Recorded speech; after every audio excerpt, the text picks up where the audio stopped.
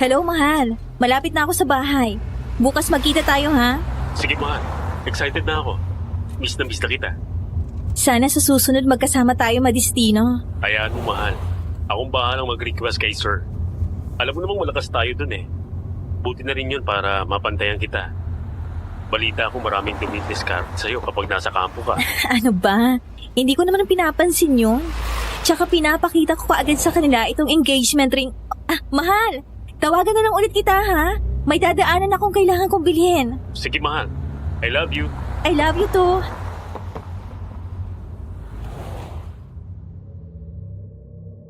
Matapos bumili ng paborito kong cake, agad akong nagpahatid sa bahay namin. Mahigit 1 taon din akong nadestino sa Mindanao, habang ang fiancé ko naman na si Caleb ay nadestino sa parting Luzon. Habang palapit ay unti-unting napalis ang aking ngiti dahil nakakumpol sa harap ng gate ang mga kapitbahay namin.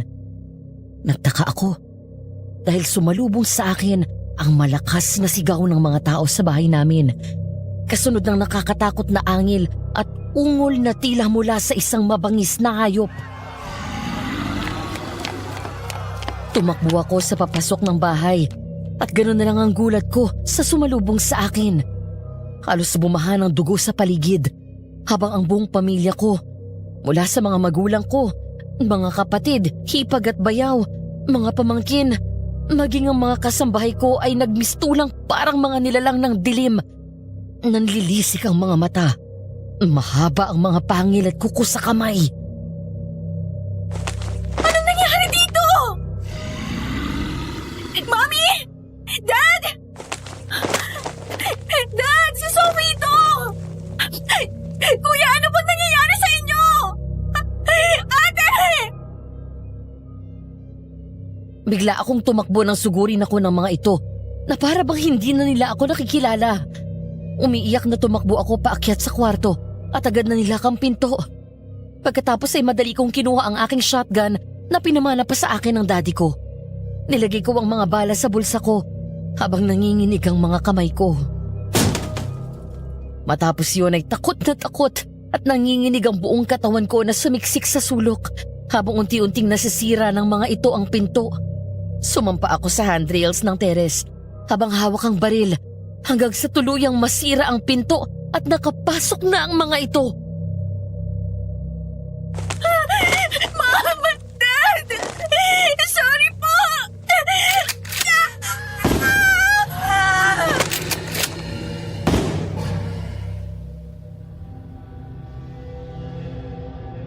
Isang magandang umaga sa iyo at sa inyong mga tagapakinig, Madam Venus. Tawagin niyo na lang akong Sophie. Hindi ko tunay na pangalan. Isang dating sundalo. Nauna niyo na sigurong napakinggan ang kwento ng kaibigan kong si Estelle. Ngayon naman ay ang kwento ko ang isasalaysay ko sa inyo. Gaya ni Estelle ay isa rin akong bounty hunter. Nanunugis ng mga kriminal na may malaking halagang nakapatong sa kanilang ulo. Gaya ni Estelle, ako man ay may sariling kwento tungkol sa mga aswang. Nang gabing iyon, mahirap man paniwalaan, pero namatay ang buong pamilya ko na isang halimaw. Aswang, ayon sa isang kasambahay at houseboy na nakaligtas ng gabing iyon. Masakit man ay binaril ko ang pamilya ko at ako mismo ang tumapos ng tuluyan sa kanilang buhay para hindi na makapaminsala pa ng iba. Nagkaroon ng investigasyon at napaghinalaan akong suspect sa initial investigation. Ayaw paniwalaan ng korte ang totoo. Sa bagay, sa modernong panahon ngayon, sinong siraulo ang maniniwala na may aswang, lalo na dito sa Maynila? Mabuti na lang at may CCTV cameras kami sa mga common area sa bahay. Naabswelto ako, pero sa kabila noon ay umalis pa rin ako sa serbisyo. Ang buong akala ko ay wala nang masasakit pa sa pagkawala at pagkaubos ng pamilya ko. 2 linggo matapos yun, ay biglang nawala ang fiancé ko na si Caleb. Kasama si Kian, ang kapatid nito, at ang best friend ko. Hinanap namin siya. Ngunit bigo kaming mahanap ang lalaking mahal ko. Hanggang sa lumipas ulit ang 2 linggo. Nabalitaan ko na lang na wala na rin si Caleb. Ang pangalan ng mga tao at lugar sa kwentong ito ay sinadya kong binago para sa proteksyon ng kanilang pagkakakilanlan dahil na rin sa sensitibong paksa ng liham ko.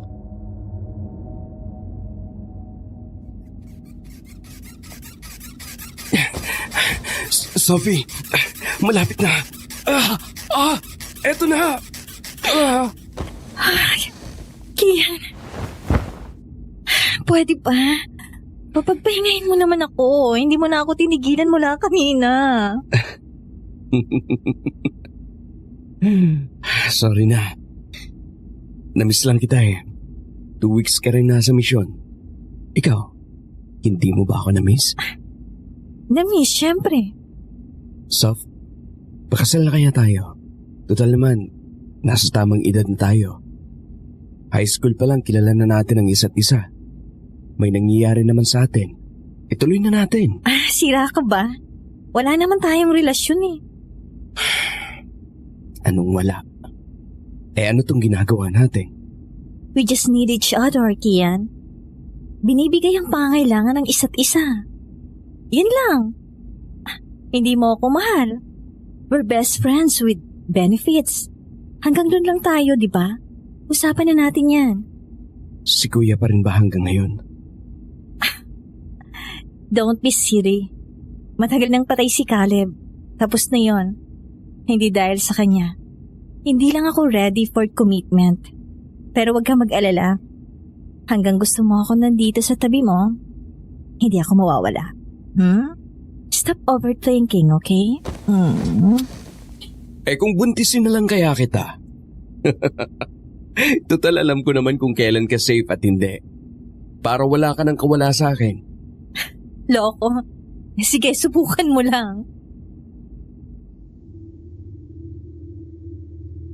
Nabanggit ko na si Kian, di ba?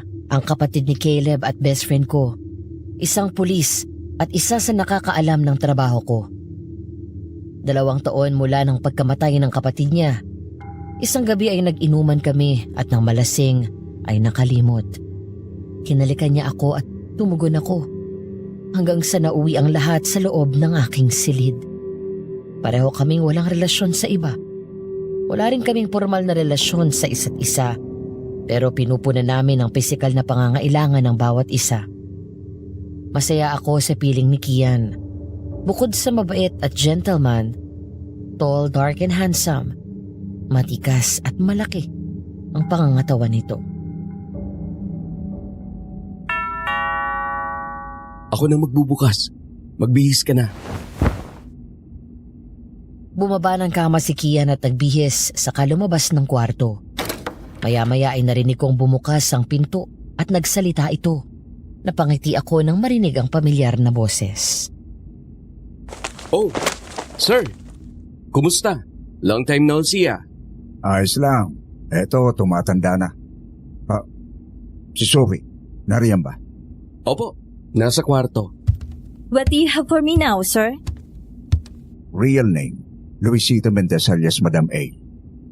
Ang leader ng sindikato. Graduate ng medicine pero walang lisensya dahil hindi po masasabon. Age, unknown. Case, kidnapping, murder, drug trafficking, and human trafficking. Pinapatay nila ang mga kinidnap nila at inaalisan ng internal organs at dugo. Reward money, 12 million pesos. Wow! Ang bigat ha? Pero asan ang picture? Tsaka bakit ganito ang cartographic sketch nito? Walang mukha. Nakapatong sa ulang hoodie at nakasuot pa ng cap.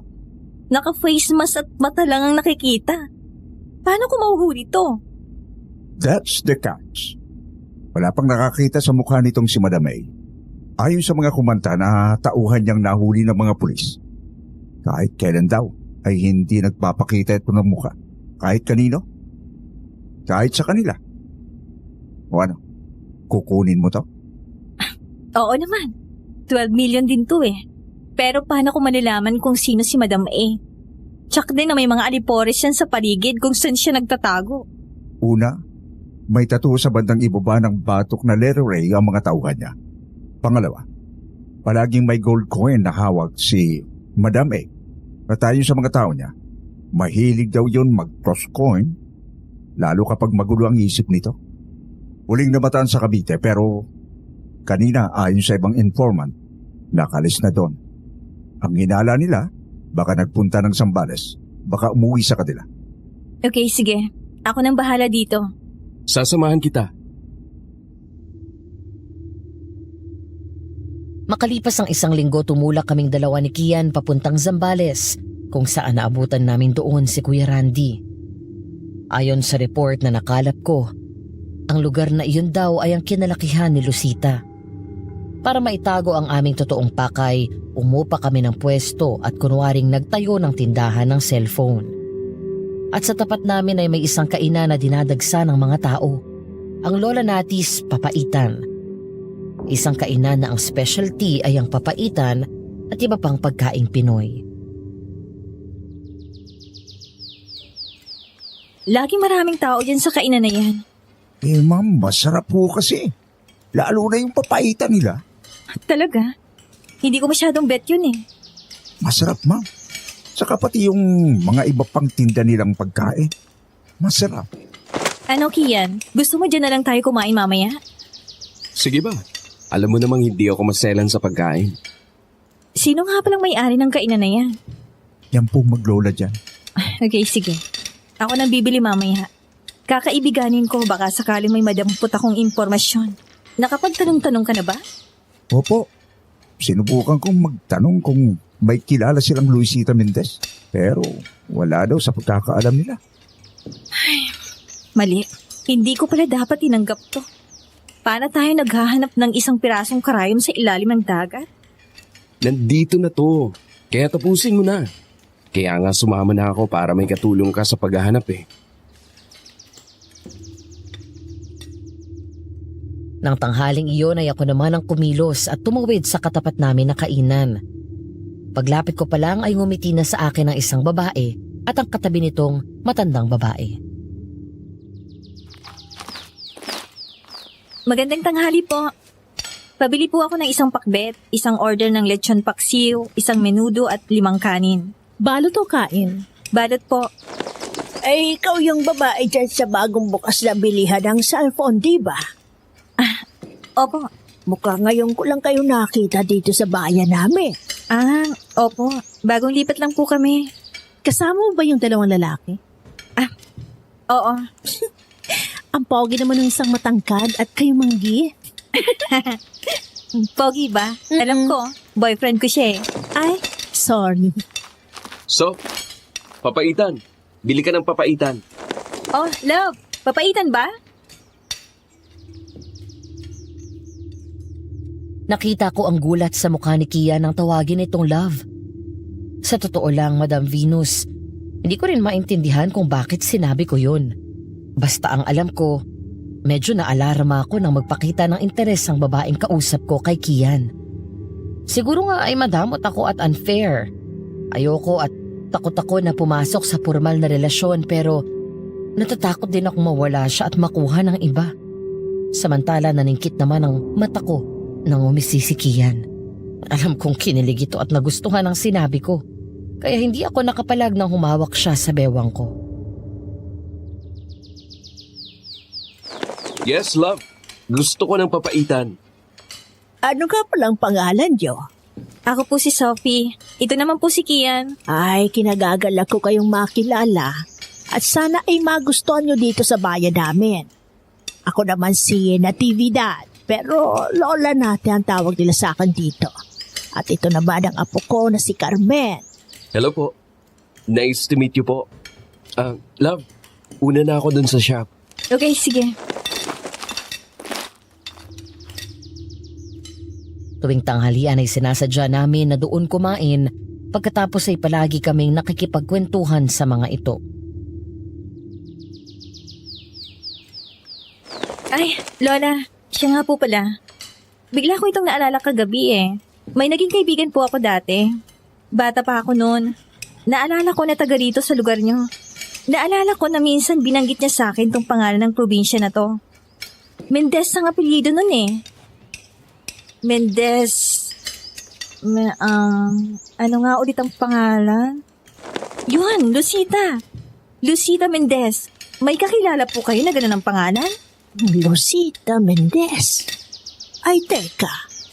May kilala akong Lucita Mendez, yung apo ng kapitbahay namin. Talaga po? Saan banda dito? Naroon sa loob ng baryo. Sa kabilang kalye mula sa bahay namin. Ganun po ba? Pwede kayo naming puntahan? Close na close po kasi kami ng classmate ko na yun dati. Mula po nang graduate kami ng elementary, nawalan na kami ng balita sa isa't isa. Mukhang malabo na kayo magkausap. Bakit naman po? Ang lahat kasi ng nakatira sa bahay na yun ay pinaslang. 6 na taon nang nakakalipas. As in, pinatay? Sino pong pumatay sa kanila? Aswang. Sinalakay ng aswang ang buong pamilya nila at pinatay. May mga kamag-anak ba sila na nasa ibang probinsya? Yung iba ay nasa ibang bansa. Pero bihirang-bihira nang umuwi dyan. Para nangang haunted house na yung bahay nila. Si Lucita po. Kasamang namatay si Lucita Mendez nung gabing patayin ang buong pamilya ng aswang. Sandali ho. Ibig niyong sabihin, patay na si Lucita Mendez 6 years ago pa? Kinagabihan sa hotel, mula nang banggitin ni Lola Nati ang tungkol sa aswang, ay naging tahimik na ako. Ilang taon na ang nakalipas mula ng malagim na gabing iyon, pero hanggang ngayon ay malinaw pa rin sa isip ko ang itsura ng buong pamilya ko na naging aswang. Maya-maya ay narinig ko na lang na bumukas ang pinto ng banyo at nilapitan ako ni Kian. Pinihit ako nito paharap, pagkatapos ay ngumiti at niyakap ako. Iniisip mo na naman yon. Halika nga dito. Yayakapin ko lang itong baby ko. Ikaw talagang galing mong mang-distract. Ayoko lang makita kang ganyan. Malungkot at tulala. Okay lang ako. Bukas puntahin natin yung bahay ng mga Mendez. Doon kila Lola natin. Kailangan nating malaman ng totoo. Dahil mukhang itong si Madam A ay hindi naman Lucita Mendez ang totoong pangalan. Kung ganon, ibig sabihin ay kilala ni Madam A ng personal itong mga Mendez. Tumatakbo ang mga araw. Kailangan na natin siyang mahanap. Magmanman tayo ng maigi sa bahay ng mga Mendez. Baka isa sa kamag-anak nilang gumagamit ng pangalan niya at ang totoong Madam A. Sige, kung yan ang gusto mo. Pero please, huwag ka na mag-isip ng kung ano-ano, okay? Okay. Kian?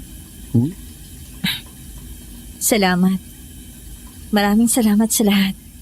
Mula noong mawala sila Mami, hanggang sa mawala pati si Caleb, hindi ka umalis sa tabi ko.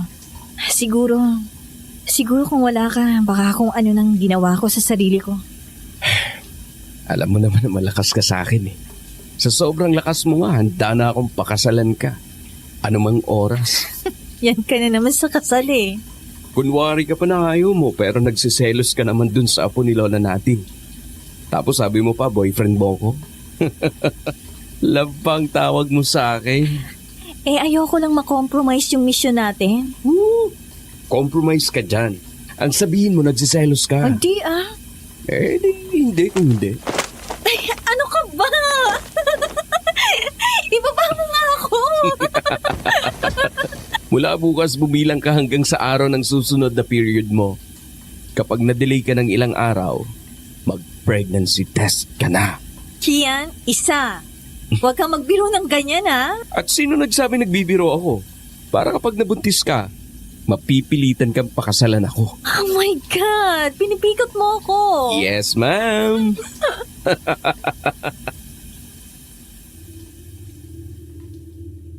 Kinabukasan ng umaga ay nagtungo kami sa sinasabing bahay ng mga Mendez. Tama si Lola Nati. Mas liblib pa yun sa inaasahan. Pagdating naman doon ay maganda at maayos ang mga kabahayan. Isang maliit na pamayanan sa gitna ng kagubatan. Wow! Ang ganda naman dito. Ang cute naman itong lugar na to. At itong malaking bahay na siguro ang sinasabi ni Lola Nati na bahay ng mga Mendez. Sa tingin ko, mas mababantayan nating maigi kung umupa tayo ng bahay dito. Oo nga, hindi natin alam. Baka nariyan lang yun sa loob. Mas makakapagbantay tayo. Sophie? Oh, Carmen, ikaw pala. Anong ginagawa niyo dito? Ha? Naghahanap kasi kami ng bahay na mauupahan. Sa ngayon kasi sa condotel dun sa kabilang bayan pa rin kami tumutuloy. Alam mo na, para makatipid. Sakto pala. May kakilala ako. Diyan lang sa malapit. Pinapaupahan nila yung bahay kasi nasa abroad na yung mga may-ari. Talaga? Pwede mo ba kami samahan? Oo, sige. Alika, sumunod kayo sa akin. Maganda ang bahay. Medyo may kaliitan pero sapat na para sa aming tatlo nila Kuya Randy. 3 ang kwarto, 1 sa baba at 2 sa taas. May mga gamit na rin doon na iniwan ng may-ari ng bahay, kaya hindi na rin kailangan gumastos ng pambili sa mga kagamitan. May signal naman doon ng phone at internet, kaya kahit na liblib ang lugar, walang problema sa komunikasyon. Kapag may kailangan kayo, sabihin niyo lang sa akin o kay Lola. Okay. Salamat ulit ha, Carmen. Nang maiwan kaming dalawa ni Kian, ay naglakad-lakad pa muna kami sa paligid hanggang sa makarating kami sa isang malawak na bukirin. Maganda at maaliwalas sa paningin ang kulay berdeng mga dahon ng palay. Napangiti ako nang umakbay si Kian sa akin at hinalikan ako sa sentido. Presko at malamig ang hangin, kaya hindi ako nag-atubiling yumakap dito. Sa susunod, magbabakasyon tayo. Kapag nakuha na natin ang bounty na 12 million. Sophie, Hmm? pagkatapos nitong mission mo, pwede bang huminto ka na sa pagiging bounty hunter mo? Naikwento sa akin ni Kuya Randy kanina na hindi natatanggap ng assignment si Estelle. Magre-retire na siya at magpapakasal na sila ni Ethan. Sana tayo rin. Sorry. Palagi na lang kitang pinaghihintay. Okay lang. Basta alam ko na sa dulo, darating ka pa rin. Kung natatakot kang mag-commit dahil sa nangyari kay Kuya, then I'm different. Hindi ako mawawala sa iyo, Sophie. Nakalimutan mo na ba? Nangako ako sa iyo na hindi kita iiwan. Hindi ka nag-iisa.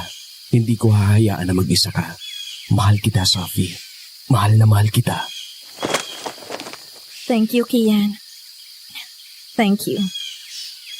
Bigyan mo pa ako ng sapat na panahon. Kaunti na lang. Makakarating din ako sa dulo. Huwag ka magmadali. Naghihintay lang naman ako.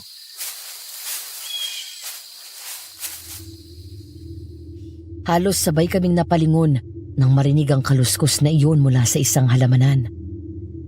Lumibot sa paligid ang tingin namin hanggang sa mapukunot noo ako nang makita ang isang pares ng mata na nakatingin sa amin. Kian, may tao dun sa likod ng mga halaman. Sabay kaming bumunot ng baril ni Kian at tumakbo palapit sa pinagtataguan ng taong nakatingin sa amin. Ngunit mabilis itong nakatakbo palayo at hindi namin alam kung saan sumuot. Nawala. Halika na. Bumalik na tayo sa bayan. Nang gabing iyon, matapos namin isara ang cellphone shop, ay umuwi lang kami sa hotel na tinutuluyan namin para mag-check out at kinuha ang mga gamit saka umuwi sa nirentahang bahay. Ma'am Sophie, nakakatakot naman dito. Baka mamaya may aswang din dito. Din? Bakit? Nakakita ka na ng aswang? Opo, sa malapitan pa. Doon sa uling assignment namin ni Ma'am Estelle, naging aswang yung isang asawa ng manyakis na si Honorio Season. Yung nagkiklaim na anak daw siya ni Lord? Opo, siya nga. Ang galing nga ma'am ni Ma'am Estelle. Kuya, pasok na natin itong mga gamit sa loob. Sophie, gutom ka na ba? Medyo. Papasok na kami sa loob ng bahay at sinarado ko na rin ang gate ng garahe nang may maamoy akong malansa. Agad akong nagtakip ng ilong sabay lingon sa labas at hinanap ang pinanggalingan ng mabaho at nakakasukang amoy na iyon.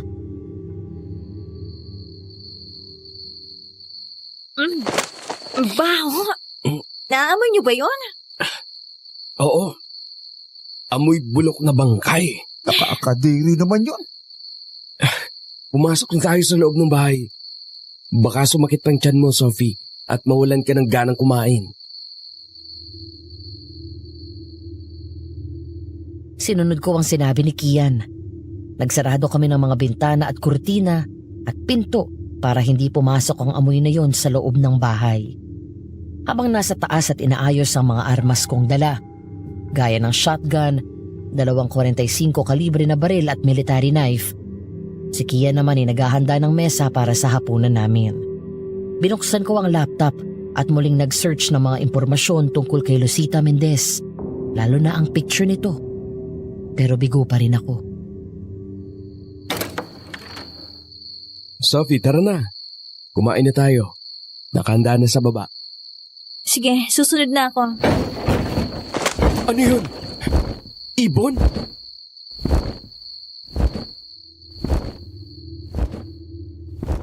Tumingin ako sa mga braso ko nang maramdaman ang pangangalisag ng mga balahibo ko. Dali kong kinuha ang shotgun at kinasayon. Dahil doon ay naalarma si Kian. Alam na alam ko ang ganoong pakiramdam. Kailanman ay hindi ko makakalimutan ang unang beses na kinilabutan ako ng ganoon katindi. Iyon ay ang gabing nasaksihan ko na naging aswang ang buong pamilya ko. May aswang sa bubong. Sophie, sandali lang. Diretso akong bumaba mula sa second floor ng bahay at naabutan ko si Kuya Randy na kasasarado lang ng pinto habang bakas ang takot sa mukha. Napansin ko rin ang mga asin at bawang na nasa bintana. May aswang ano po? Sabi na eh. Alam ko na kapag ganito kalimlim na lugar eh. Mabuti na lang. Naniguro ako. At nakabili agad ako ng maraming asin at bawang sa palengke kanina. Aswang nga! Huwag ka nang lumabas. Hindi na makakalapit yan. Nanginginig ang mga kamay ko. Hindi sa takot, kung hindi sa galit.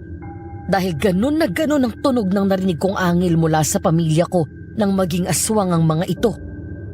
Gusto kong sumugod at barilin ng aswang na iyon, pero pinigilan ko ang sarili ko at hindi nagpadalos-dalos dahil baka sa huli ay mapahamak ako.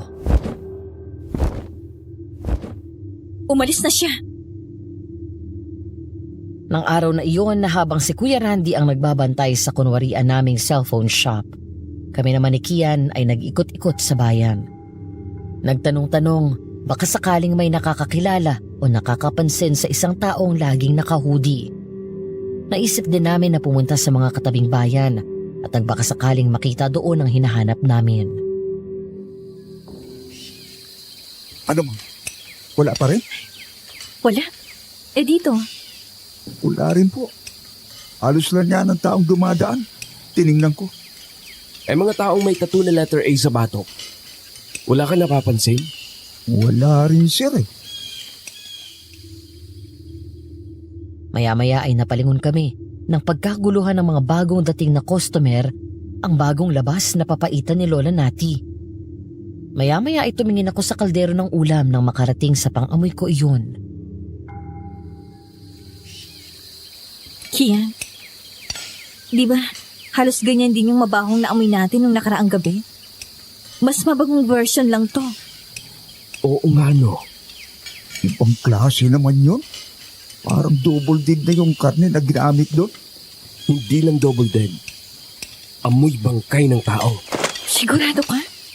Pulis ako. Alam ko ang amoy ng naaagnas na bangkay. Ay, o nga no. Tapos di ba may aswang na umaaligid sa bahay kagabi? Aswang ba ikaw? Sabay-sabay kaming napalingon at nakita namin ang gulat sa mukha ni Lola Nati. Lumapit ito sa mesa namin at naupo sa isang bakanting silya. Nakita namin ang pag-aalala sa mukha nito na may bahid ng takot. Lola Natia, Bakit po? Ano ang nakita nyo na itsura ng aswang? Hindi ko namin nakita. Narinig lang namin.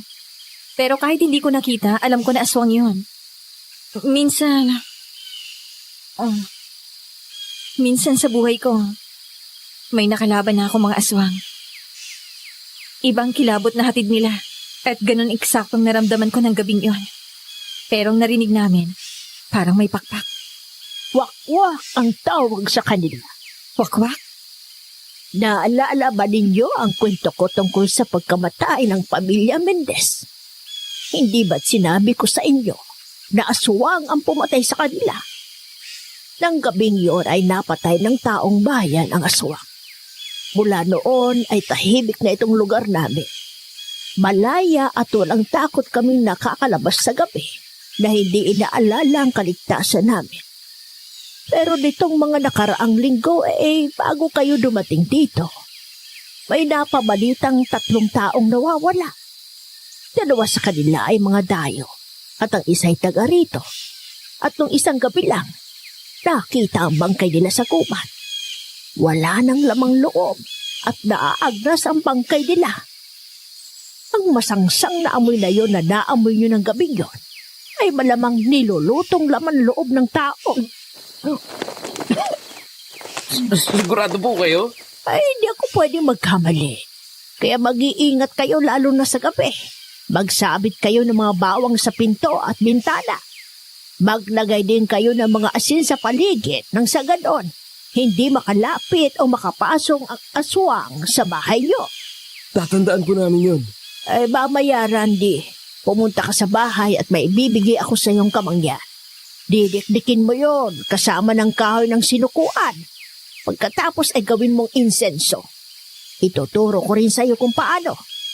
Pagsapit ng 6:00 ng gabi, sindihan mo yon at ilagay sa paligid sa labas ng bahay. Opo. Mainam na yung nag-iinga at bago pa may mapahamak. Pero Lola Nati, saan nagtatago ang mga aswang? Kalimitan sa mga masusukal na parte ng kagubatan o kaya naman ay narito lang sa paligid natin. Nakikihalubilo na parang mga ordinaryong tao. At kung may marinig kayong lumilipad, tiyak na wakwak ang aswang na yon. Isang klase ng aswang na buo ang katawan na may pakpak at nakalilipad na parang manananggal. Mabagsik sila, kaya mag-iingat kayo. Kahit na fake na tindahan ng shop namin, legit pa rin naman ang mga phone na tinda namin. Sa katunayan ay may ilan na rin kaming nabenta mula nang magbukas kami. Gaya kanina, may bumili ng pinakamahal na phone na tinda namin at binayaran yun ng cash. Medyo natagalan lang dahil ang tagal bago nakapagdesisyon ng customer kaya inabutan tuloy kami ng gabi sa daan. Ayos din tong kunwarian nating siya pa, no? Biruin mo, kumita tayo ng kulang 80,000 pesos, isang unit ng punla. Kapag nag-retire kami, kuya, alam mo nang papasukin mong negosyo. Malaki na rin naman yata ang naipon mo. Opo, ma'am. Pero pinaglalaanan ako ng pera ko. Saan naman? Hanapin ko yung pumatay sa kapatid ko. Pinangako ko sa kanya at sa mga magulang namin na bibigyan ko siya ng katarungan. Pero ma'am, bahala ka na bang mag-retire gaya ni Ma'am Esther? Pinag-iisipan ko pa. Ito kasing si Kian eh. Ang gusto ko lang naman ay mailayo na sa gulo si Sophie. Mula nang mamatay ang pamilya niya hanggang kay kuya, napunta na siya sa ganitong trabaho. Magpapakasal na kami. Basta pumayag siya. Uy, naks naman! Mukhang seryoso ka talaga kay Ma'am. Naman! Ano yun? Sandali! Titingnan ko!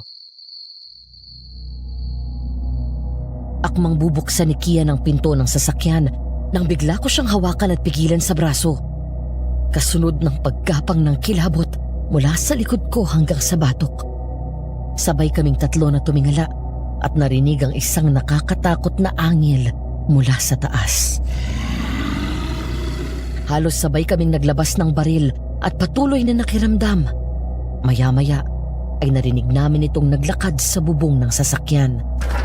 Hanggang sa may biglang tumalon sa ibabaw ng hood ng kotse. Nang hilakbot kami at nanlaki ang mga mata namin matapos makita ang tila isang taong paniki. Patulis ang mga tenga nito at nanlilisik ang mga mata. Mahahaba ang kuko sa kamay at paa, maging ang mga pangil nito. Malaki ang mga pakpak gaya ng sa paniki at mahaba ang kulay puti nitong buhok. Ah! Aswang! Mabilis na tinapakan ni Kian ang accelerator at pinasibad ang sasakyan, kaya biglang lumipad ang aswang. Ang buong akala namin ay umalis na ito, pero bigla na lang may lumagabog na sunod-sunod sa bubong ng kotse. Kian! Nasa bubong siya! Sinusundan niya tayo! Kian! Ganun na lang ang gulat namin nang biglang sumulpot ang kamay nito sa driver's side at basagin nito ang salamin. Pagkatapos ay hinablot sa damit si Kian at pilit na hinihila palabas. Ah! Demonyo ka! Bitiwan mo ko! Ah! Binuksan ni Randy ang bintana nito at binaril ang aswang, pero hindi ito masyadong natinag at hindi talaga binitawan si Kian. Patuloy nitong sinubukan na hilahin ito palabas ng kotse. Mabuti na lang at naka-seatbelt ito, kaya hindi basta nakuha ng aswang. Nagmadali akong tanggalin ang seatbelt ko at walang pag-aatubili na lumapit, sabay punot ng military knife sa holster, saka agad na sinaksak ang braso nito. Walang takot na sinunggaban ko ang braso nitong nakahawak kay Kian at hinila ko iyon, saka pinaputukan ito sa dibdib ng sunod-sunod. Hayop ka! Hindi ako natatakot sa demonyong katulad mo! Dahil sa sunod-sunod na pagtama ng bala nito, ay nabitiwan ito sa wakas si Kian. Nang sumilip ako sa bintana, ay nakita ko ang aswang na hirap lumipad palayo. Ihinto mo! Hindi pa siya nakakalayo! Sinunod ni Kian ang sinabi ko at hininto ang kotse. Bumaba kaming tatlo at hinabol ang aswang na parang ibon na dumapo sa malaking sanga ng isang puno. Bigla itong lumingon sa amin nang magpaputok kami at barilin ito. Nang lumipad palayo ang aswang, ay tumakbo ako at pilit iyong hinabol, pero pinigilan na ako ni Kian. Maya-maya, saka ko lang napansin na nanginginig ang mga kamay ko at lumuluha na pala ako. Hanggang sa hindi ko napigilan ang sarili ko at napaiyak ako, saka yumakap ng mahigpit kay Kian. Doon ko lang napagtanto na hindi ako natakot kailanman sa mga aswang dahil mas takot akong mawala si Kian sa buhay ko. Tama na! Nakaalis na siya! Wala na ang aswang. Halika na. Umuwi na tayo. Nasaktan ka ba? Nasugatan ka? Hindi. Wala akong sugat. Safe ako. Tahan na. Maaga pa lang ay nagising na ako dahil sa maingay na huni ng mga ibon. Nang lumingon ako sa tabi ko, nakita ko si Kian na mahimbing pa ring natutulog. Pumihit ako paharap sa kanya at yumakap. Doon siya nagising at niyakap ako pabalik. Good morning, love. Good morning. Kumusta ang tulog mo? Okay naman. Sana pala palaging magpakita yung aswang na yon para palagi ang clingy sa akin. Bah, mula pa makauwi tayo hanggang sa makatulog ka. Wala kang ibang ginawa kundi yan, yumakap sa akin. Sige ka. Baka mamaya maniwala at umasa ako na mahal mo na ako. Bakit? Ayaw mo ba? Siyempre gusto. Ikaw lang itong hinihintay ko eh. Natakot lang ako na may mangyaring masama sa'yo. Sinabi ko naman sa'yo, di ba? Hindi ako mawawala gaya ng nangyari kay Kuya. Ma'am, Kuya Randy, bakit po? nakanda na po ang almusal at sumagot na po pala si Sir Primo. Sige po, susunod lang kami. Halika na, bangon na tayo. Si Kuya Randy, iisa pa sana ako eh. Tumikil ka nga. Bangon na, bilis na. Maliligo na ako. Sabay na lang tayo. Ako, ang kulit. Matapos namin maligo ni Kian at nagbihis, ay sabay na kaming bumaba. Pagdating doon ay naabutan namin na kumakain na si Kuya Randy. Kaya na, ma'am. Nauna na ako. Mukhang may sarili kayong bakang-baka ni Sir. Ito kasi ang kulit. Pasensya ka na kuya ha. Sorry Kuya Ranz, naingay ba? Hirap magpigil eh. Ano sabi ni Sir Primo? May nahanap daw siyang death certificate na Lucita Mendez ang pangalan. May mga nakita din daw siyang death records ng iba pang mga Mendez na may parehong address gaya ng nakalagay kay Lucita. Tama ang pangalan ng baryo. Sakto yung address. Tamang hinala natin. Hindi totoong Lucita Mendez ang pangalan ni Madam A.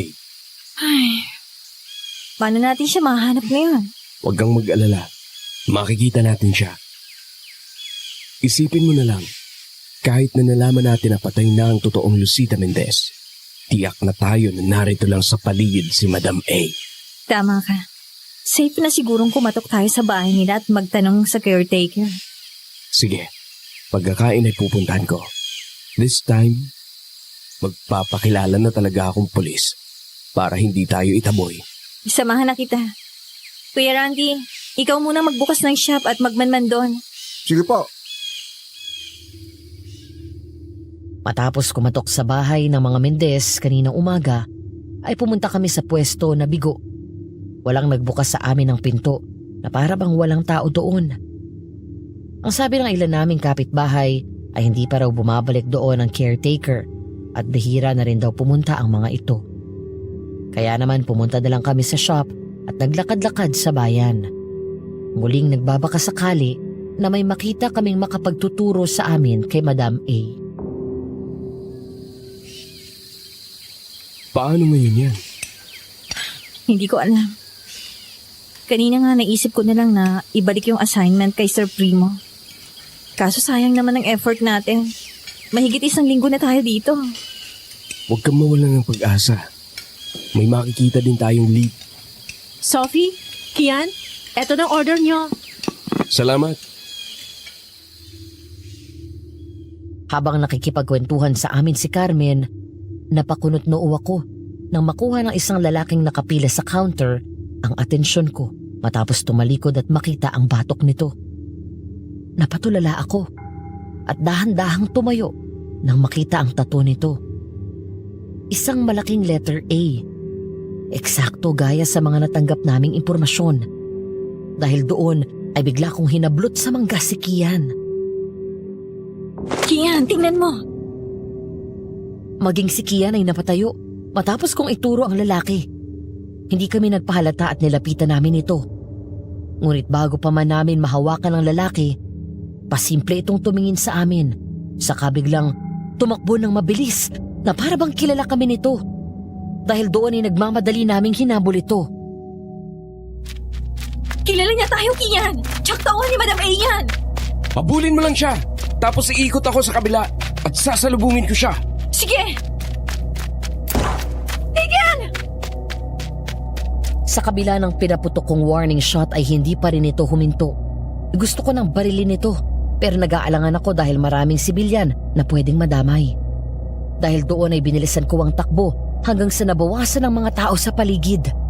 Doon ako huminto at mabilis na inasinta ito sa balikat. Bumagsak ang lalaki sa sahig pero nang makalapit ako, bigla itong tumayo at nagtangka akong sipain. Mabilis akong nakailag pagkatapos ay umikot sabay sipa ng malakas sa dibdib nito. Tumalsik ang lalaki at bumalandra sa bangketa. Nang maglabas ito ng baril at takmang papuputokan ako, lumabas mula sa pinagtataguan si Kian. Sinipa nito ang kamay ng lalaki. Agad itong nakaatras at sumugod kay Kian at nagpalitan ng suntok ang dalawa hanggang sa masuntok nito sa sikmura ang lalaki at sinuntok pa ulit ni Kian sa muka. Nang mabitawan nito ang baril ay saka pinilipit ni Kian ang braso nito sa likod at pinadapa sa lupa kaya nagpumiklas ang lalaki. Nasaan si Madam A? Ha? Nasaan? Magsalita ka na! Kung ayaw mong mamatay, mabulok sa kulungan! Ngunit magsasalita pa lang ito nang biglang may umalingaw-ngaw na putok ng baril. Napaatras kami ng tinamaan ng lalaki sa ulo at nagtalsika ng dugo. Nang tumingon ako sa paligid, nakita ko na nakatago sa mga halaman ng ilang kalalakihan. Mga tauhan ni Madam A! Sophie, tago, bilis! Nang paulanan kami ng bala ay agad kaming tumakbo at nagtago sa likod ng mga nakatayong drum sa gilid ng daan. Pagkatapos ay nakipagsabayan kami ng putok sa mga kalaban. Inasinta ko ang mga ito at sa bawat kalabit ko ng gatilyo ay isa-isang bumagsak ang mga ito. Hanggang sa ilang sandali pa ang lumipas at naubos ang mga lalaking tumambang sa amin. Doon lang kami lumabas mula sa pinagtataguan namin. Ang akala namin ay tapos na ang lahat hanggang sa isa na namang putok ng baril ang umalingaw-ngaw. Meron pa! Saan galing? Oh. Madam A? Natigilan ako matapos biglang halos dumapa sa semento nang makita ko sa likod ng talahiban ay naroon ang isang tao. Nakatago sa oversized hoodie na nakapatong sa ulo nitong may suot na cap at nakatago sa likod ng face mask ang mukha. Tanging mata lang ang kita. Mabilis akong tumakbo at hinabol ito nang biglang sumuot sa loob ng matataas na mga damo. Sophie, sandali lang! Hindi ko pinakinggan si Kian at sumuot din ako sa matataas na damo sa kahinabol si Madam A. Hanggang sa lumusot kami sa loob ng kakahuyan. Nang maabutan ko siya doon ko lang napagtanto na mas maliit ito sa akin. Tumigil ka! Tigil, sabi eh! Huminto ito pero agad akong pinaputukan ng baril. Nakaiwas ako pero mabilis akong nakalapit at sinipa ko ng malakas si Madam A. Tumama ang paa ko sa likod nito sa bandang kaliwang balikat at halos sumubsob ito sa lupa. Agad ko siyang nilapitan at hinawakan sa jacket sabay suntok sa mukha nito. Hayop ka! Pinahirapan mo ako sa paghahanap sa'yo! Nang aalisin ko na dapat ang takip nito sa mukha ay bigla ako nitong sinuntok sa sikmura ng malakas sabay takbo paalis. Susundan ko pa dapat siya pero napatakbo ako at nagtago sa likod ng puno nang may dumating na dalawang lalaki at pinagbabaril ako. Nakaganti ako at tinamaan ng bala ang dalawa at bumulagta sila sa lupa hanggang sa tuluyan ng nakaalis si Madam A. Malalim na ang gabi.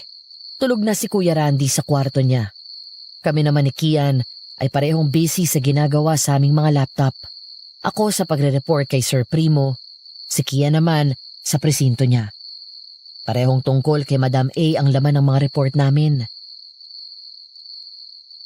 Love, nararamdaman ko, malapit nang matapos to.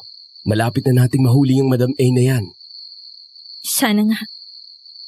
Pero hindi ko akalain na maliit na babae lang yung Madam A na yun. Ang inaasahan ko matangkad at malaking pangatawan niya. Parang kaya ko nga siyang ihagis eh. Sa susunod, magdoble ingat ka. Baliwala yung 4th degree black belt mo sa taekwondo kapag binaril ka. Mabilis naman akong umiwas eh. Pero sandali lang, may napansin ako. Ano yan? Bakit love ang tawag mo sa akin, ha? Sino bang nagpasimuno nun dahil sa selos? Palabas lang naman yun eh. Kahit na. Sweet naman pakinggan, kaya totohanin na natin. Sasagot dapat ako, pero biglang napunta sa labas ng bahay ang atensyon ko nang maamoy namin ulit ang pamilyar na masangsang na amoy na iyon. Ayun na naman sila, yung mabahong papaitan. Amoy nabubulok na bangkay. Kung wala lang aswang at hindi delikadong lumabas ang ganitong oras, hinanap ko na kung saan galing yon. Baka may ginagawang kalokohan ang ibang nakatira dito. At laman ng taong niluluto nila. Kung tamang hinala mo na laman ng tao yon, hindi kaya mga aswang din ang nagluluto nun? Baho talaga. Ang mabuti pa, isarado na natin to, baka Natigilan kami nang marinig namin ang pamilyar na tunog ng pagaspas ng pakpak na yun, kasunod ng malakas na lagabog sa bubong. Alam namin ni Kian na nasa taas na naman ang aswang. Nandiyan na naman siya. lumayo tayo sa bintana. Isasara pa lang namin ang bintana nang bigla kaming umatras sa gulat. Mula sa bubong ay biglang lumipad pababa ang aswang at huminto sa tapat ng mismong bintana namin. Hinila ako ni Kian palayo sa bintana at niyakap ng mahigpit. Mabilis naming hinawakan ang mga baril namin. Ngunit sa halip na magtangka itong lumapit, ay nanatili lang itong nakalutang sa hangin. Lumilipad at nakatingin sa akin. Kaya tinago ako ni Kian sa likod nito at tinutukan ng baril ang aswang. Lumayas ka dito, demonyo ka! Mabilis namang nakaiwas ang aswang sa pambabaril ni Kian, saka nagmadaling lumipad palayo. Naghatinginan kaming dalawa. Pareho kaming nalito sa inasal ng aswang. Ngunit kasabay nun ay dalangin ng pasasalamat dahil hindi ito nanggambala.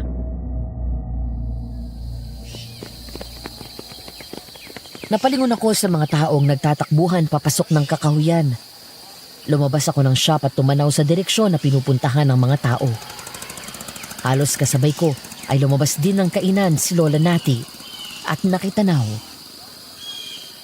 Ano na naman kaya nangyari? Mukhang may natagpuan na namang bangkay. Kung hindi magkakagulo ang mga yan. Nakumpirma namin ang hinala namin nang dumating si Carmen.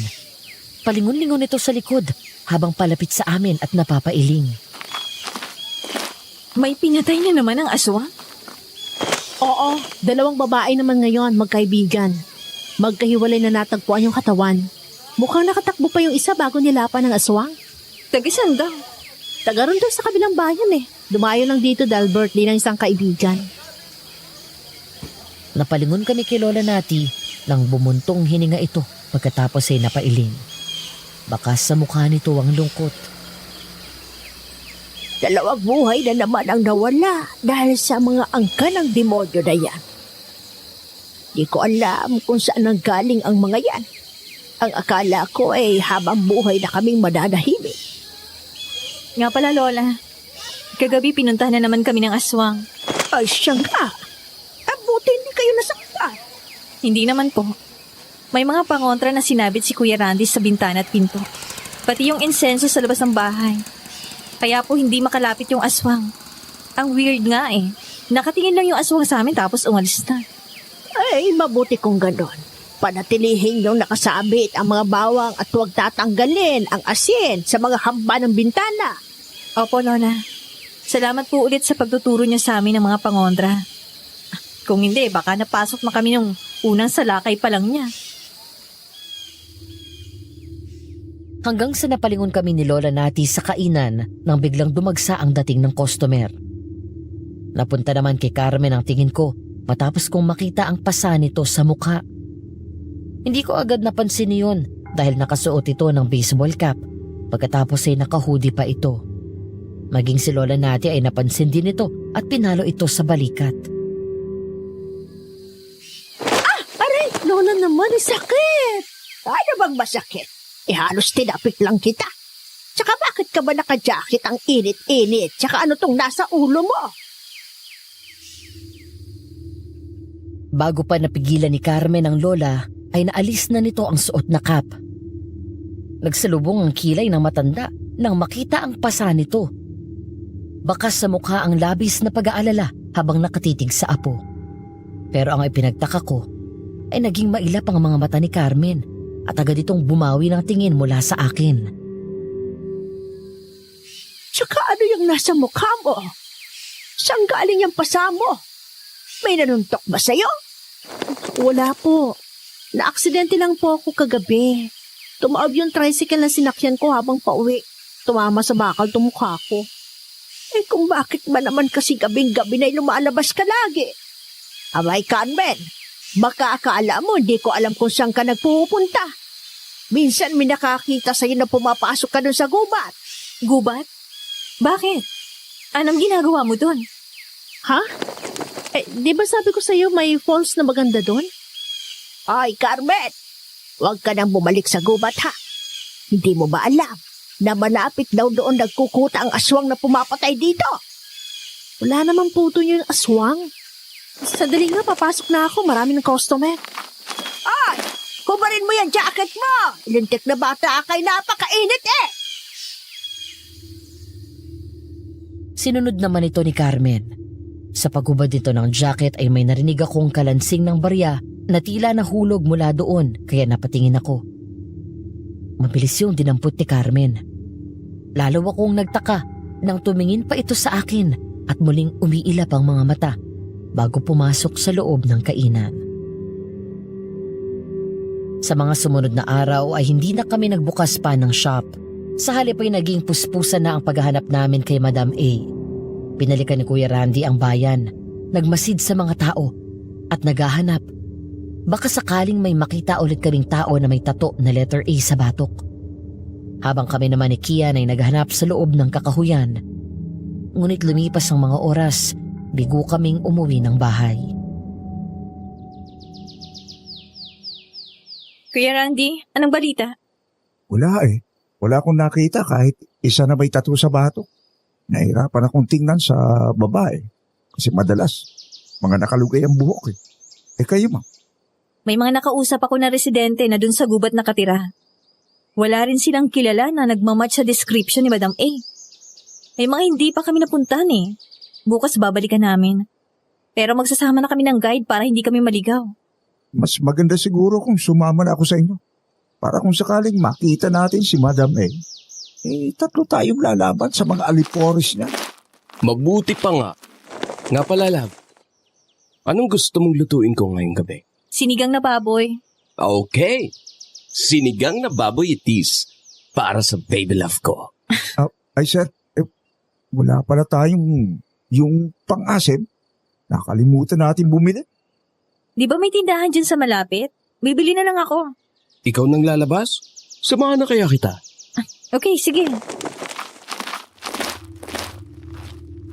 Mula nang dumating kami doon ay iyon pa lang ang ikalawang beses na lumabas kami ni Kian na kahit paano ay relax.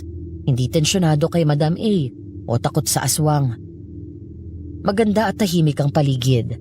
Maging ang mga bahay ay simple, ngunit napakaganda ng mga bakuran. Napangiti ako nang hawakan ni Kian ang kamay ko habang naglalakad kami. Nakakamiss yung ganito. Yung naglalakad na walang inaalala na kaso. Magagawa natin yan soon. Kapag natapos itong kaso na to, mamamasyal tayo. Babawi lang ako sa trabaho tapos maglilive ulit ako. Magbabakasyon tayo sa ibang bansa. Saan mo gusto? Ikaw ang mag-decide kung saan mo gustong pumunta. Ikaw ang gusto kong mapahinga. Maldives. Ang ganda ng beach doon. Oo nga. Romantic pa. Doon na kaya tayo magpakasal. Sira.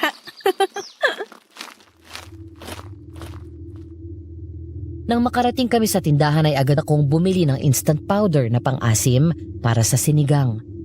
Habang naghihintay ng sukli, ay napalingon ako sa bandang kanan ko matapos kong marinig na may nag-uusap sa di kalayuan. Bigla akong napatuwid ng tayo at literal na namilog ang mga mata ko. Kumabog ng malakas ang dibdib ko. Nang nilabot ako at daig ko pa ang nakakita ng multo. Isa sa mga residente doon ay isang lalaking kamukhang-kamukha ni Caleb, ang namatay kong fiancé at nakatatandang kapatid ni Kian. Mula sa height, mukha, kulay ng balat at pangangatawan.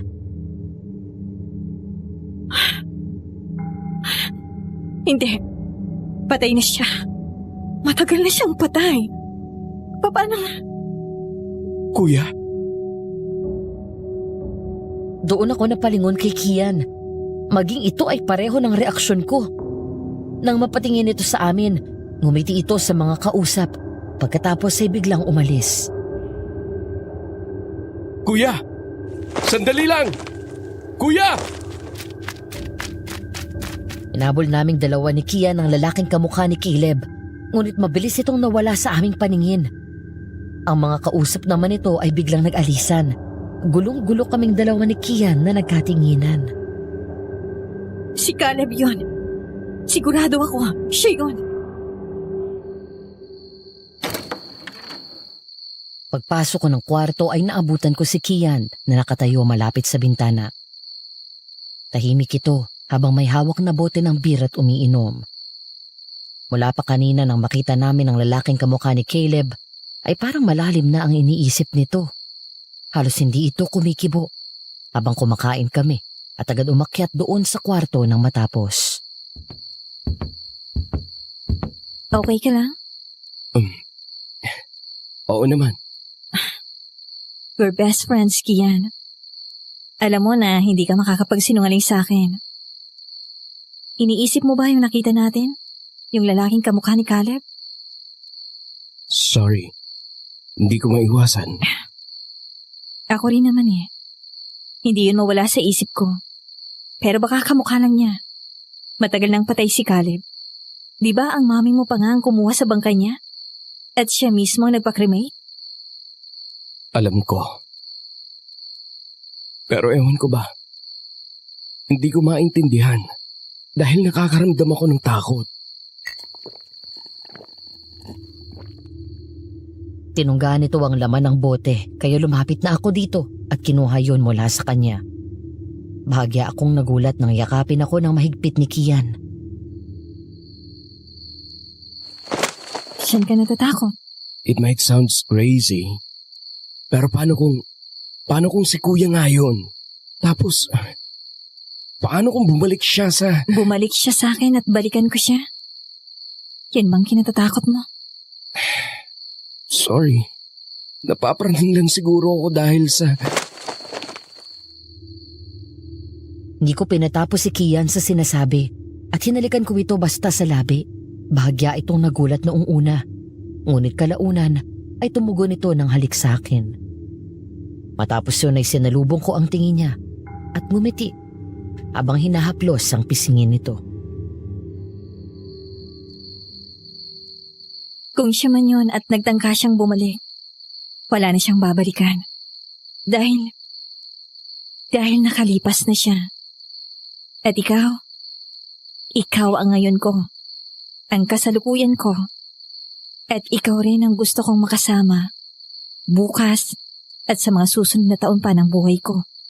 Mula pa nung high school tayo, Kian, hanggang sa maubos ang pamilya ko, mawala ang kuya mo, hindi mo na ako iniwan.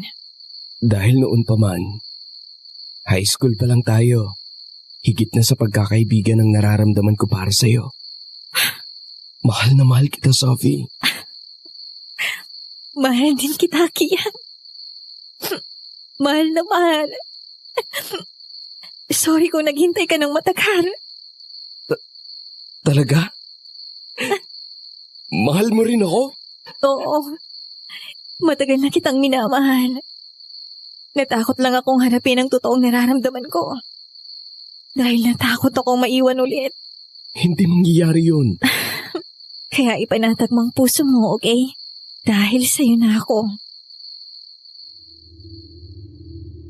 Sa gitna ng malaking problema na kinakaharap namin dahil sa paghahanap namin kay Madam A at sa aswang na patuloy na nagtatangka sa aming buhay, gumaan ang dibdib ko matapos harapin ang totoong nararamdaman ko para sa kanya. Nagmamadali nitong sinarado ang bintana. Pagkatapos ay buong puso akong hinalikan sa labi. Lumipas ang isang araw na hindi na ulit namin nakita ang lalaking kamukha ni Caleb. Inisip na lang namin ni Kian na baka pareho lang kami ng inakala. Ngunit ang pangyayaring iyon ay naging daan para tuluyan kong harapin ang tunay na nararamdaman ko para kay Kian. Habang naghahanda kami para sa pagsarado ng shop, napansin ko na nag-iisa si Lola Nati na nagliligpit sa kainan, kaya naman nilapitan ko ito. Oh, Lola, bakit parang nag-iisa yata kayo? Nasaan na yung mga kasama mo? Gabi na. Ay, pinauwi ko na. Konti na lang naman tong gawin dito. Magagaan na lang. Naku, Lola, sana hindi kayo nagpaiwan. Maghapon na kayo dito, tsak pagod na kayo. Tulungan ko na po kayo. Ay, ikaw talaga. Daig mo pa si Carmen. Pero salamat, Iha. Sana ganyan si Carmen, gaya mo. Bakit ho? Hindi ba palagi kayong magkatulong dito ni Carmen sa kainan nyo? Naku, Sophie. Kung nalalaman mo lang sakit ng ulong dinadala sa akin ng batang yan. Ano pong ibig yung sabihin? Palagi lang yan nakangiti. Mukhang pala kaibigan pero Panginoon ko. Palagi sumusuong sa gulo. Anang-mana sa tatay niyang masamang damo. Ang tatay ni Carmen ay nakakulong dahil sa nahuling nagbebenta ng mga pinagbabawal na gamot. Tapos itong anak kababaing tao kung ano-anong mga iligal na gawain ang pinapasok. Sinabi ko sa'yo dahil palagay ang loob ko sa'yo. Sinasaway ko ngayon si Carmen pero ayaw makinig. Tigas ang ulo. Minsan nga naisip ko na lang isumbong sa mga pulis para magtino. Ano pong ibig niyong sabihin na iligal? Naupo kami ni Lola Nati sa bakanting silya at sa kanya pinagpatuloy ang kwento. Sa bawat buntong hininga nito ay naririnig ko ang bigat mula doon at bakas sa mukha ang magkahalong lungkot at pag-aalala sa apo. Habang lumalalim ang kwentuhan namin at unti-unti nitong siniwalat ang katotohanan, ay unti-unti ring nabubuo ang hinala ko. Natutunan niya doon sa pamilya ng ama niya ang pumasok sa mga iligal na gawain. Kumukuha sila ng mga tao. Hindi ko alam kung saan nila dinadala ang mga ito. Madalas siyang nasa Maynila. Ilang araw bago kayo dumating ay umuwi siya dito. Hindi naman niya sinasabi sa akin kung bakit bigla niyang naisipang dumito na. Pero madalas ay hindi matali ang batang yan dito sa probinsya. Pero noon, minsan umuwi yan dito na may kasamang mga lalaki na armado, parang bodyguard niya. Sa bawat pagdalaw niya dito, paiba-iba siya ng kotse. Miyembro ho ba ng sindikato si Carmen? Oo, sindikato ng ama niya mismo nagtayo. Sayang lang ang pinag-aralan niya. Ano ho bang kurso niya? Medisina. Kaya lang, di siya pinalad makapasa ng board exam. Labis niya yung dinamdam. Umalis siya matapos malaman ang resulta. Ang paalam ay magbabakasyon sa mga kamag-anak niya sa side ng tatay niya. Pagbalik, ay pinagmalaki na may trabaho na daw siya pero di naman sinabi sa akin kung ano. Yung pala dalaso na ng pamilya ng ama niya na sumama sa sindikato. Ilang beses ko na siyang kinausap para huminto sa ginagawa bago pa mahuli ang lahat. Pero ayaw niyang makinig. Lola, pwede ko hubang makita ang mga gamit ni Carmen? Abay, oo. Heto. Nang ibigay sa akin ni Lola Nati ang bag ni Carmen, isang bagay ang nakita ko doon na nagkumpirma sa hinala ko. Isang gold coin. Kinuha ko yon at kinuha ko rin ang phone ko at tinignan ang pinadala sa aking picture ng gold coin ni Madam A para mas lalong makumpirma ang hinala ko. Nanlumo ako sa aking nalaman. Kasabay ng pagbalik sa isip ko ang mga napansin ko nitong mga nakalipas na araw kay Carmen. Ang masakit nitong balikat. Naalala ko na doon ko tinamaan si Madam A nang magkaengkwentro kami. Ang pasa nito sa mukha at maging ang pagiging mailap ng mga mata nito ng araw na yon. Nakita ko rin sa loob ng bagang hoodie niya na may tatak na letter A sa likod. Isang itim na baseball cap at itim na face mask. At sa pinakailalim ay may baril na kalibre 45. Kung ganon, ginagamit niyang pangalan ni Lucita Mendez para itago ang tunay niyang katauhan? Tama po ba, Lola? Love, tara. Uwi na tayo. Kian, sa tingin ko, nakita ko na si Madam A. Ano? Saan? Si Carmen. Nang lumingon kami ni Kian sa labas, ay nakita namin si Carmen na nakatayo doon. Sa unang tingin pa lang ay halata na dito na narinig nito ang lahat. Tumayo ako at hinarap ito. Nagulat si Lola Nati nang maglabas ako ng baril, gayon din si Kian. Carmen Soriano alias Lucita Mendez at Madam A. Sumuko ka na! Shit! Sa halip na sumuko ay bigla itong tumakbo. Kaya mabilis namin itong hinabol ni Kian. Nagpaputok kami ng warning shot para huminto ito pero nagpatuloy lang si Carmen sa pagtakbo. Sa gitna ng habulan ay tinawagan ko si Kuya Randy. Kuya Randy, sumunod ka sa amin ni Kian. At dalhin mo yung mga armas. Papasok kami sa gubat. Nakita na namin si Madam A. Yes, ma'am. Maya-maya ay bigla kaming nagtago ni Kian sa likod ng pinto. Nang maglabas ng baril si Carmen at pinaputukan kami. Nang hindi kami tamaan ay nagpatuloy ito sa pagtakbo papasok ng kakahuyan. Bigla na naman kaming nagtago sa likod ng mga puno nang salubungan kami ng sunod-sunod na pagputok ng baril. Lumingon ako kay Kian nang sumenyas ito at tinuro ang pinagtataguan ni Carmen. Habang nakikipagpalitan ito ng putok kay Kian, ako naman ay maingat na gumapang at umikot papunta sa pwesto nito. Kaya naman ganun na lang ang gulat nito nang bigla kong hablutin ito sa kwelyo ng damit sa likod, sabay sipa ng malakas sa kamay nitong may hawak na baril. Pagkatapos ay tinulak ko siya sa malaking puno. Gago ka! Ikaw lang pala si Madam A? Sophie, magkaibigan naman tayo, di ba? Pag-usapan na lang natin to. Hihigitan ko ang halaga ng pera na nakapatong sa ulo ko. 20 million. Pakawalan mo lang ako. Wow! Very tempting. Pero hindi pa nasisirang ulo ko.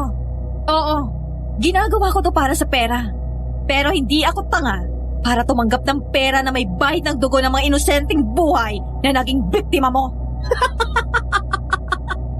Ang akala mo, mahuhuli mo talaga ako, ha? Wala ka alam sa lugar na to. Hindi na kayo makalalabas ng buhay dito. Sa inis ko ay bigla ko nalang sinuntok ito sa mukha. Galit na sumigaw si Carmen at sinubukang lumaban. Nagtangka itong suntukin ako at sipain pero mabilis akong nakaiwas. Nahawakan ko ang kamay nito, saka pinilipit at nilagay iyon sa likod. Hayop ka, Sophie! Papapatay kita! Bobo! Ngayon mo lang naisip yan? Bakit hindi mo ginawa agad nung nalaman mo na kalaban kami? Mahina ka, Madam A. Matapang ka lang dahil marami kang tauhan. Pero mahina ka. Nasaan ngayon ang mga tauhan mo na ipinagmamalaki mo, ha? Hindi ba't pinatay nyo na silang lahat? Mga walang hiya kayo? Babalikan ko kayong lahat. Pinatay nyo mga kaibigan ko. Ang mga taong tinuturing kong pamilya. Sinira niyo ang negosyo ng pamilya ko! Pamilya? Mga taong nagdala sa'yo sa maling gawain? Nagagalit ka na pinatay namin sila? Pero ang sarili mong lola, wala kang pakialam? Si Lola? Baka magulat kayo kapag nalaman yung lihim ng matandang yon. Tumahimik ka na! Ang dami mo pang sinasabi! Pati ang pangalan ng kaibigan mong si Lucita Mendez ay ginamit mo. Hindi mo na nirespeto pati ang alaala niya. Wala kayong pakialam! Pakawalan niyo ako! Pakawalan mo ako, Sophie! Hoy! Sophie! Pakawalan mo sa amin!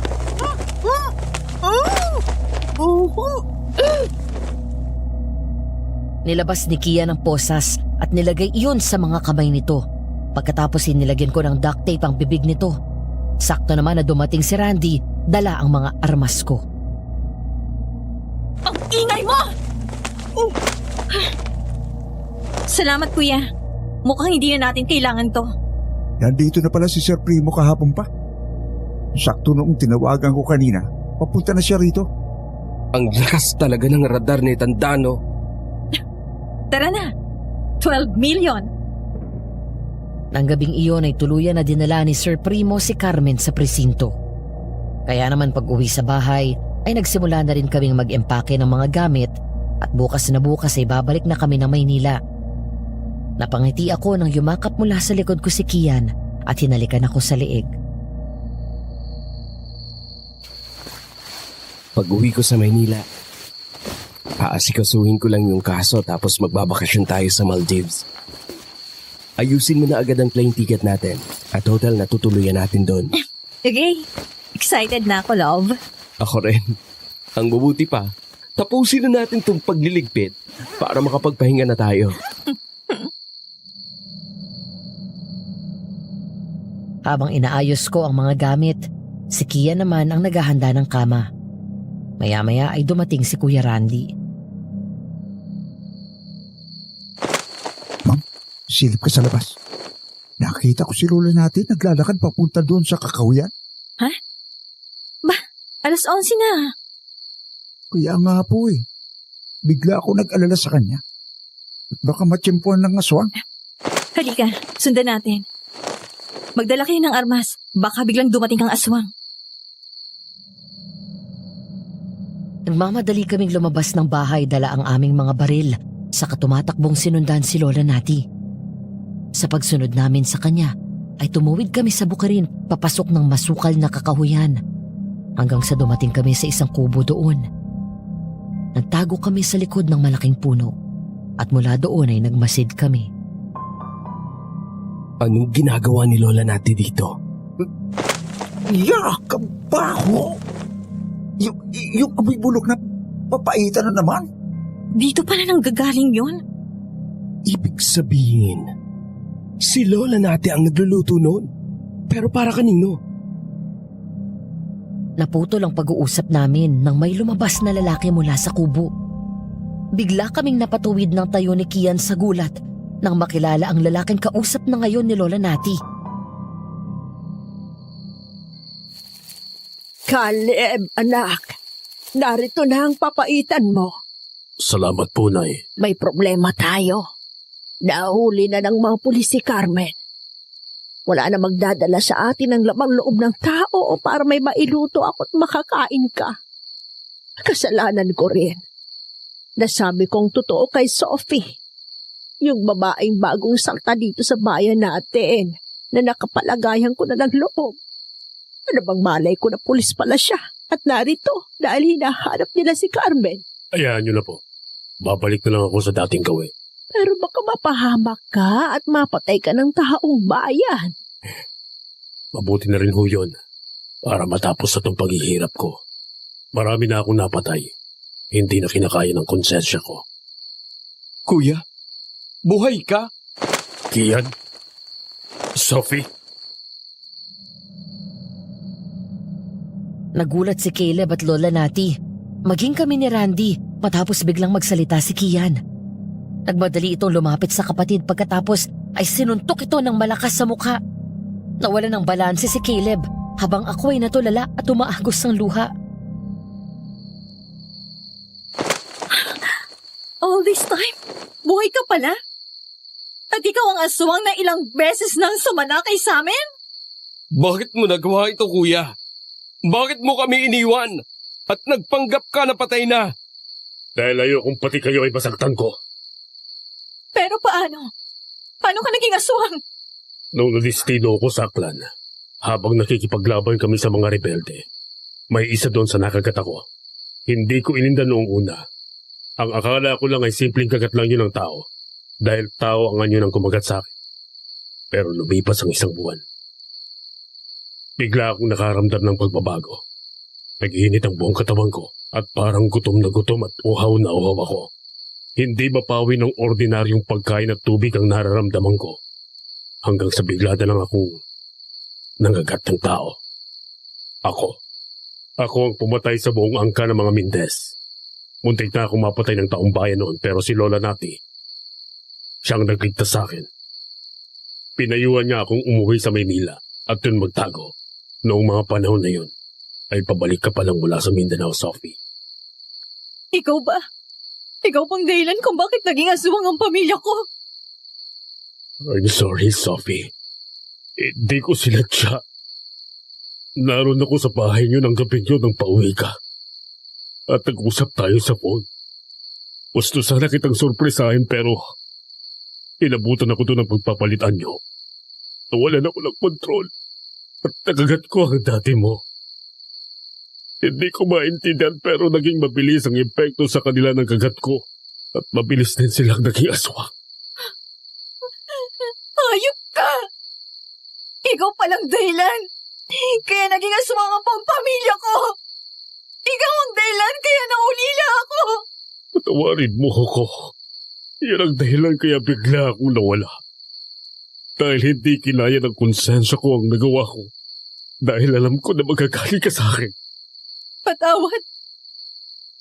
Paano kita patatawarin? Galit? Oo. Galit na galit ako sa'yo. Hindi mo lang basta pinatay ang pamilya ko. Ginawa mo silang halimaw na gaya mo. Pagkatapos ay nagpanggap kang patay. Paano mo kami nagawang lukohin ng ganito? Sila Mami at Daddy. Ako, si Sophie. Alam ni Mami ang lahat. Ano? Noong gabi na umuwi ako galing kila Sophie matapos kong makagat ang dati niya. Nakita ako ni Mami na naging tao mula sa anyo kong aswang. Humingi ako ng tulong sa kanya. Naghanap kami ng solusyon. Baka sakaling may albularyo na kaya kong ibalik sa pagiging tao. Pero wala. Bigo kami. Kaya nagdesisyon kami ni Ma'am na palabasin na patay na ako. Para makalayo ako at hindi na makasakit ng iba. Lalo na ikaw, Sophie. Bumalik ako at dito na nagtago. Si Nanay Nati at si Carmen. Silang nagpapakain sa akin. Ang mga binibenta nilang kidney at ibang organs na mga kinikidnap nila. Yung ibang parte ng katawan ay ibinibigay nila sa akin. Kung ganon, nagsinungaling ka rin sa amin, Lola Nati. Hindi pala totoong pinakita mong concern kanina. Kunwari hindi ka pabor sa ginagawa ni Carmen. Pero alam mo rin pala sa umpisa pa lang at kinukonsinti mo rin siya. Parang anak ko na rin si Caleb. Hindi ko siya maaaring pabayaan. Kailangan niyang kumain. Yun lang ang papel ko. Ang humingi ng parte ng katawan ng tao na maaari kong ipakain sa kanya. May pabigay-bigay pa kayo ng payo na pangontra ng aswang. Dahil yon ang bilin ni Caleb. Ayaw niya kayong masaktan dahil sa kanya. Lalo na ikaw, Sophie. Unang araw mo pa lang dito sa amin ay nakita ka na ni Caleb. Mahal, hindi mo alam kung gaano ako nangulila sa'yo. Hanggang ngayon ay mahal pa rin kita. Ikaw ang dahilan kaya nakakaya kong labanan ang sarili ko kahit hindi na ako tao. Pero nang makita ko kayo ni Kia na may relasyon, nagselos ako. Nagalit ako sa kanya. Kaya sinasalakay ko kayong dalawa. Nung araw na mas pinili mong magtago at talikuran si Sophie, nawalan ka na rin ng karapatan sa kanya. Alam mo noon pa man, na mahal ko na siya. Pero inagaw mo siya sa akin, kuya. Nagparaya ako para sa'yo. Alang-alang sa pagiging magkapatid natin. Pero sinaktan mo lang siya.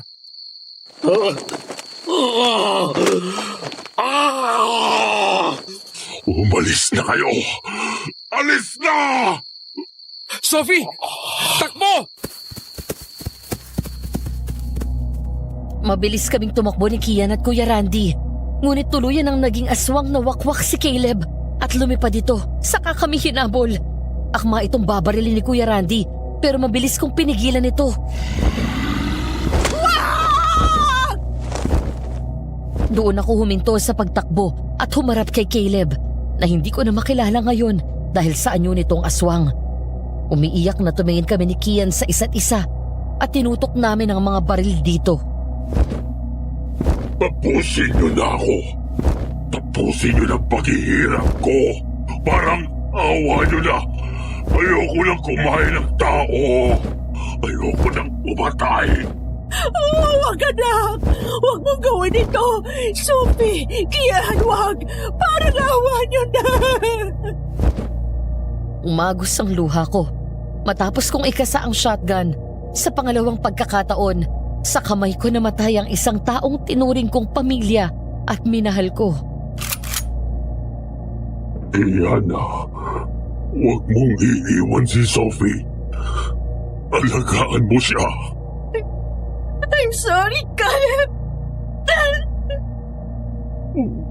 Magpahinga ka na, kuya. Patawarin mo ko. Umaagos ang mga luha ko na kinalabit ang gatilyo. Sunod-sunod. Isa, dalawa, hanggang sa hindi ko na mabilang.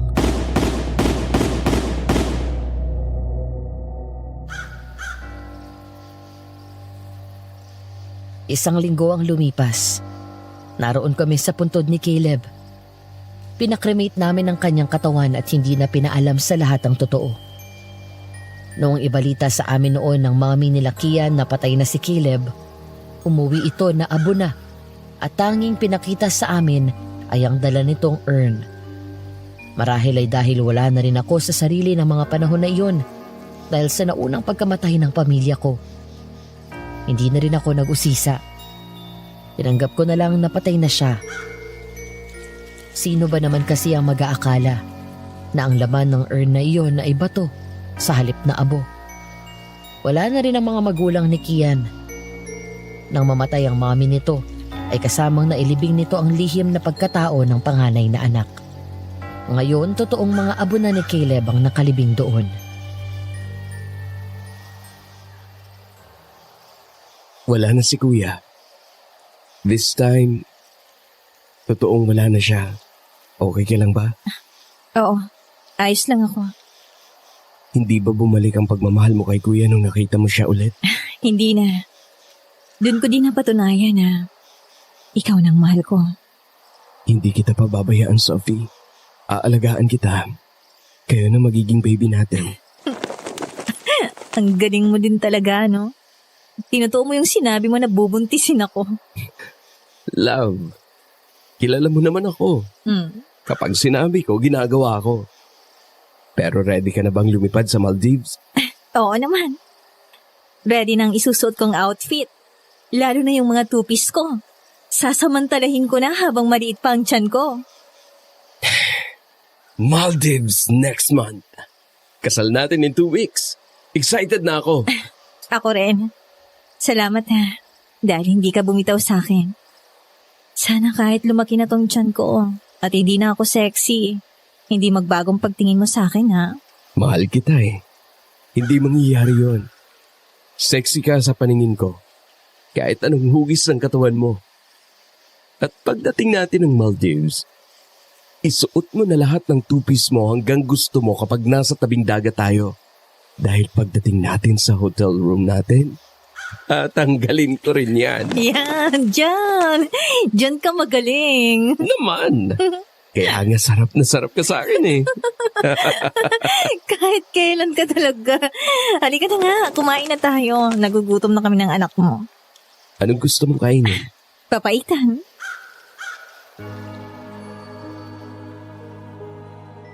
Nang maging aswang ang buong pamilya ko, kailangan kong ilagay sa aking kamay ang batas at paslangin sila sa ngalan ng kaligtasan ng nakararami. Gayon din si Caleb. Hindi naging madali para sa akin na gawin iyon, pero kailangan. Pasalamat na lang ako dahil nariyan si Kian na naging karamay ko mula pa noon. Nang mamatay si Caleb ay nakulong din si Lola Nati dahil sa partisipasyon nito sa mga iligal na gawain ni Carmen at ng grupo nito. Bukod sa maglola, tuluyan nabuwag ang sindikato at nahuli ang mga miyembro nito at ilang malalaking tao na negosyante at ang iba pa ay may mga posisyon sa gobyerno na naging protektor ng sindikato.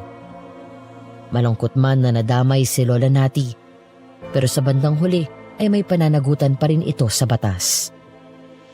Sa paglipas ng panahon ay natutunan ko na umusad sa buhay mula sa masakit at madilim kong nakaraan. Kuminto na rin ako sa pagiging bounty hunter. Kinasal kami ni Kian sa huwes matapos ang misyon ko kay Madam A. Nang maipanganak ko naman ang panganay namin, ay saka siya nag-propose sa akin at pinakasalan niya ako sa simbahan. Ngayon nga ay may 3 na kaming anak. Si Kian naman ay isang magiting at tapat na pulis pa rin na ilang beses na rin na-promote mula noon. Ako naman ay tinutuon na ang pagbabuy and sell ng mga gadgets at may iba pa kaming negosyong tinayo. Sana ay nagustuhan ninyo ang aking kwento at nawa ay may natutunan kayo. Sa mga gaya ko na nakaranas ng matinding pagsubok at dumaan sa madilim na sandali ng kanilang buhay, naway matagpuan din ninyo ang kapayapaan sa puso sa pamamagitan ng pagmamahal at pananampalataya sa Diyos. Sabi nga sa John 14 verse 27, "Peace I leave with you, my peace I give you. I do not give to you as the world gives. Do not let your hearts be troubled and do not be afraid." Hanggang dito na lamang at more power po sa Aswang Diaries. Maraming salamat po. Nagmamahal, Sophie.